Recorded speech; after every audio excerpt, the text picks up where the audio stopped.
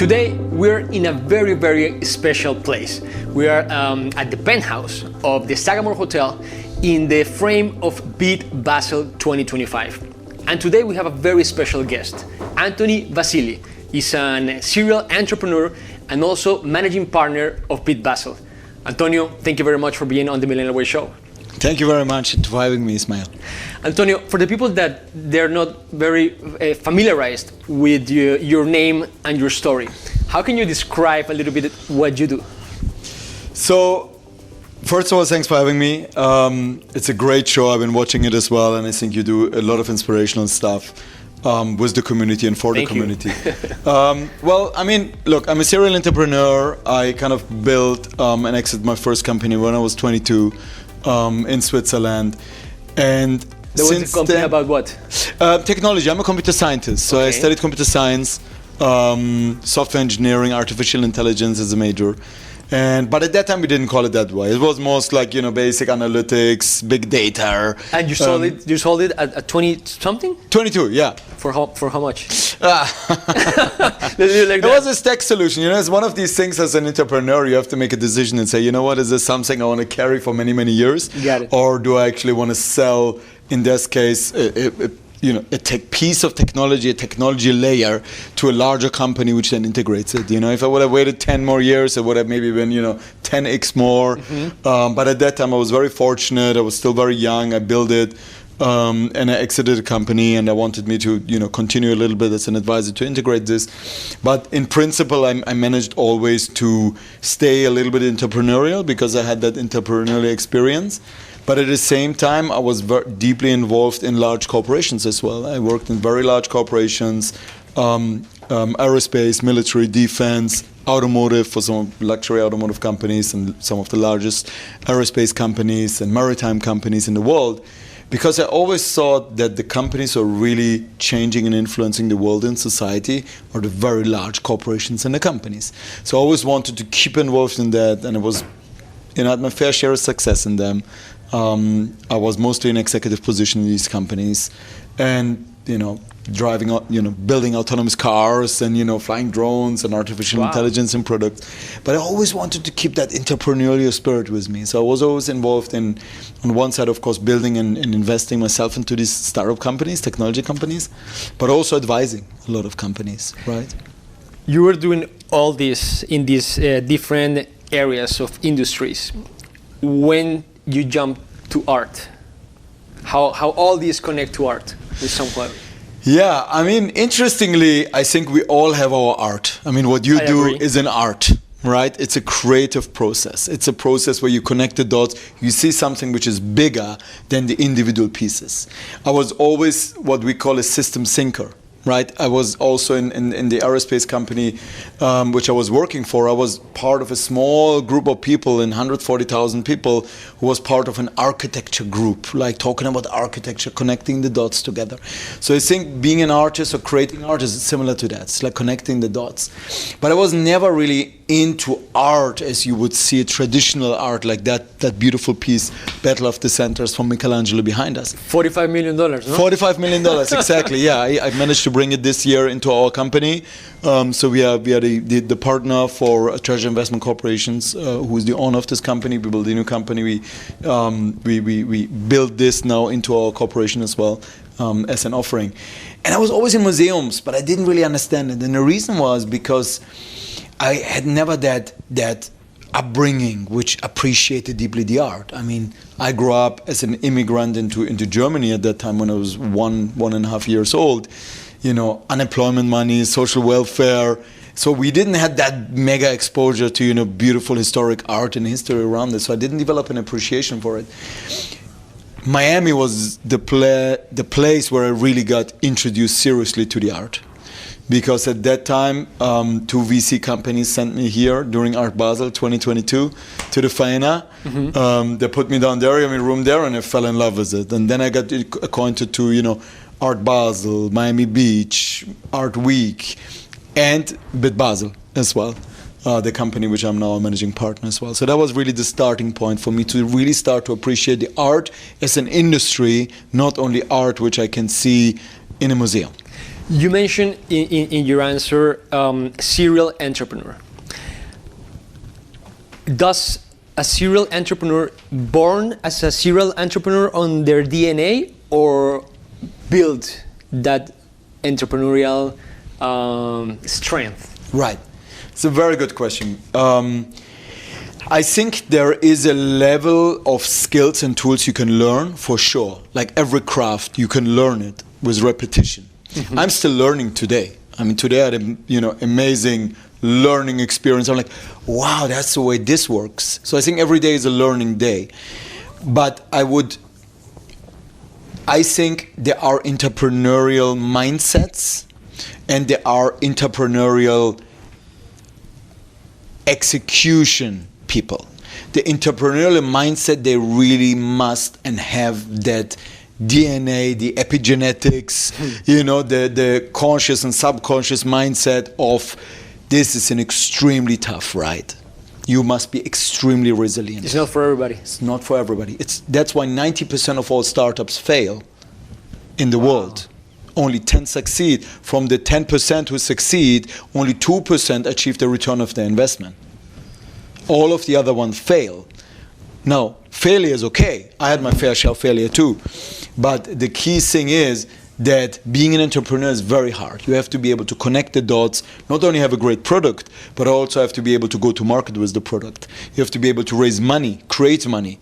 There are so many startups out there in technology, very good products, but they don't know how to make money. They don't know how to go to market. They don't even know who their target audience is. So I think that you cannot learn. Either you have it or you don't have it. Right? There are skills how you can become resilient. You can do meditation, mindfulness, all these things. You can be more resilient. But the deep-rooted willingness to go out there, expose yourself, right? And then win is something you must have in you. There must be an experience in your life which was the trajectory towards that, the pivotal point for this, right? You mentioned the word failure.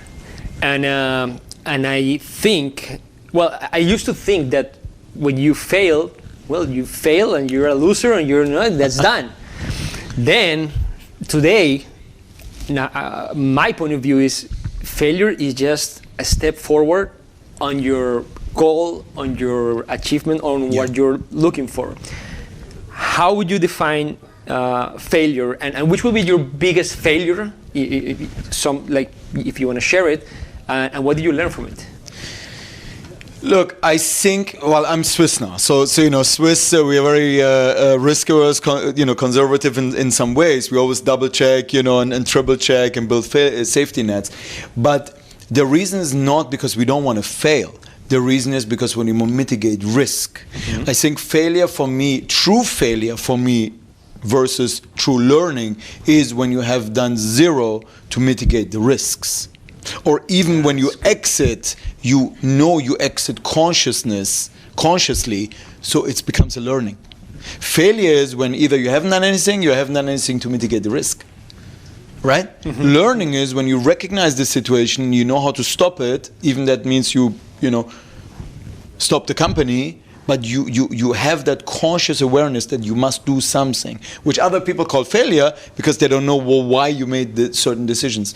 So I would differentiate between failure versus learning, whereas the learning then contributes to what you just said, is the continuous growth, the mindset of, okay, that was a step forward, right? But you got to be willing to learn, and for me, that is not, we need another word for it, because it's not failure. Failure is really somebody who didn't pay attention and therefore run into this issue, and then they have failed. So I think we need a new word, maybe as entrepreneurs. We need to come up with something. Right. I really like it. Antonio, as a managing partner of Bit Basel, what's your main role, and which are the insights that you can tell us about this edition? Sure. First of all, I'm very grateful to have met the team from Bit Basel. When I was here, every city, every country I live in, I was very fortunate to live in many different places. I always look for a philanthropic, kind of project venture I can support. Then I go pro bono, help the team and the organization to kind of get them up and running. But they must serve a purpose. Bit Basel, when I met them in 2023, I was introduced to them. they had a purpose of building community, sharing the idea of, what is digital art, what is Web3 and blockchain.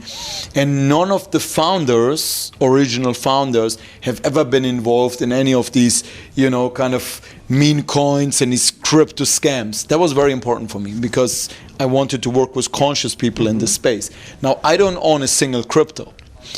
Not because I don't believe in Not that. at all. No, I don't honestly, Wow. because I'm also an advisor to public companies, governments. Okay. So I always wanted to be in a position that I can, be authentic when I give them advice and lead a conversation for them. So with Bit Basel is the same. The team has never been involved in anything which is kind of a crypto scam or whatever, which 99% of all the Web3 companies have somehow been touching that, right? So I decided that 24, I will double down on my commitment to them. Become non-executive director. And my goal was really from the beginning to utilize the huge community they have built, globally by the way, but also starting in Miami, and identify the product and the service that community is willing to pay for, engage with, to build a sustainable business model. So my goal was then therefore to kind of elevate us up into the fine art space, right, with pieces like this, and then be able to provide what we now call the operating system of the art.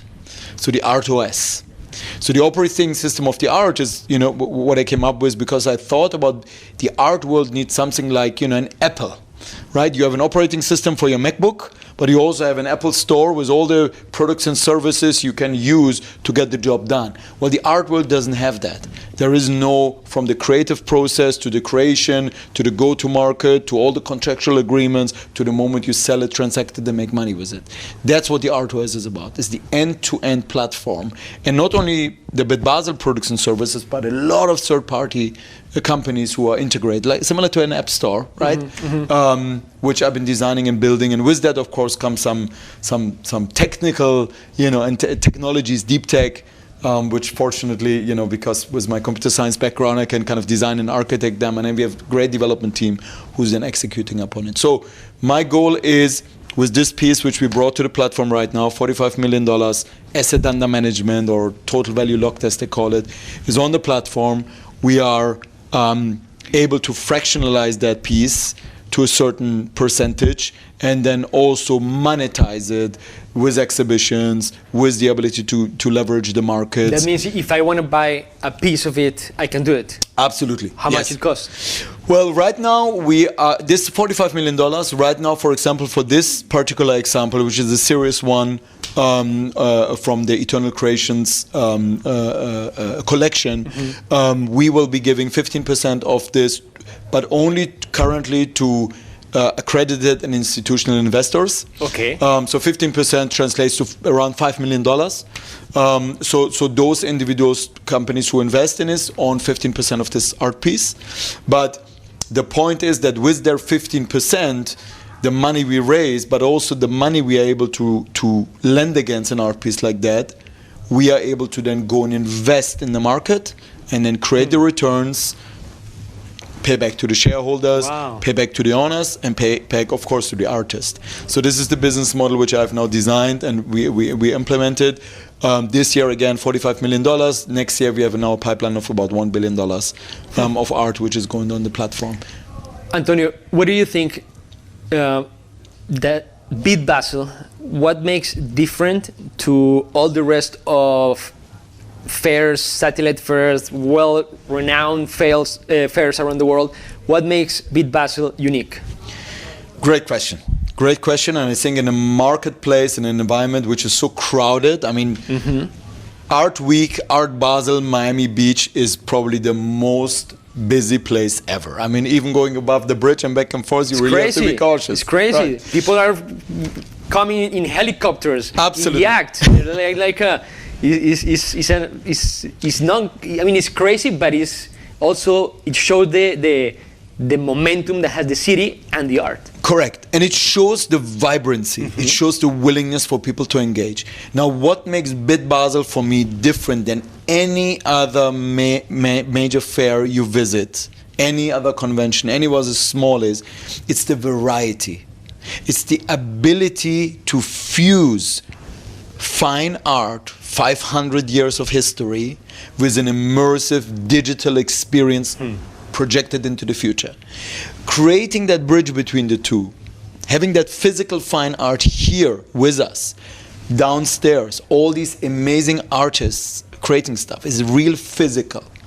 And then fusing that with the digital technology we all are surrounded with every day, that is what makes the magic of Bit Basel. We are able to take every product or service in the world and through the angle of the art make the perception of that product and the service become exponentially more valuable. Because art subconsciously is perceived as value, as luxury, as premium. That's what Bit Basel is about. It's about the melting point of fine art, digital art, immersive technology, and then we take products and services to the world through the angle of the art. And of course we take great care of the artists and the people behind the scenes to make all of this happen. This is the 6th year of Bit Basel. Where do you see Bit Basel in the next 5 years? Well, first of all, this year we received from the Commissioner of Miami Beach the sign of approval in a form that the December 4th is officially Bit Basel Day. Wow! So yes, so we are very, very honored by that. Ismael Triviño, he gave us that. And so officially we are now engraved into the city, right? That's it. That's our home. So Miami Beach is our home. Miami is our home. But Bit Basel will expand globally. We already have Hong Kong in the pipeline happening in the Q1 2026. We are expanding further in Europe. We are looking at places like Switzerland and Monaco. We are looking, to expand with small satellite activations, galleries where we can really bring this experience in place. So for me, it's about the platform technology, really having the product and service built out, solid platforms validated on proven technologies such as blockchain, artificial intelligence, protecting the copyright and the intellectual property of artists, financial services with partners such as institutional partners and private lenders to allow monetization, to create more art. The world needs more art. So that's where I see the funding goes in to build Bit Basel as a technology platform. And on the other side, global expansion, sharing more of what we do. I was amazed. I mean, it makes me always a little bit emotional. I mean, meeting people here in the elevator, going downstairs, thousands of people, upstairs, hundreds of people. People say, you know what? I never experienced anything like this. And the people that you're bringing, Alexandra Gucci from the Gucci family, Scott Page, saxophonist from Pink Floyd, astronaut that has been more than 100 years in outer space. Yeah. How do you guys do it? I mean, really not just by ourselves. It's amazing people like yourself, right, who bring amazing people to us. We make sure it's all a family, it's a community, it's not transactional. It's not transactional. I think the most important thing is you don't come to Bit Basel and this is just a transaction. This is about somebody cares for you, right? It's as much my responsibility to make sure everything is in order than it is the hostess responsibility, then it is a security responsibility. I think if we carry that forward and are not just a convention where you open the door, you go in, you never meet anybody, and then I think that's what makes the secret. So people want to come back because they see we really care, right? Antonio, last question, because I know that you have to go, and we really appreciate your time. Which will be your best advice for the new generations of entrepreneurs, potential serial entrepreneurs like yourself a few years ago? Which will be those key elements to succeed? I think the key element will be to build a level of consciousness in yourself. Invest in yourself, not just with information and knowledge, but really get into yourself and build a level of consciousness. Be aware of what are your skills, your capabilities. Then find people who complement your skills and capabilities. And really, eliminate this sense of ego. Because most of the conflict between founders I see is the ego. Why is that person on stage? Why you talk about that person? Why is that person in the magazine? Why is it not me? This ego is not good. never good, but especially not in early stages. So when you go beyond that ego and build a sense of self-awareness and the consciousness of yourself, then I think you have a chance to succeed. So I would strongly suggest, in addition to being really smart and really good in what you do, build that level of consciousness. That is the success ticket into everywhere, because people like people who are aware, open-minded, want to listen to you, but still you will achieve your goals. But just be conscious and aware of yourself and your skills. That's the most important thing. Antonio, the people that would like to know more about yourself, where they can find you?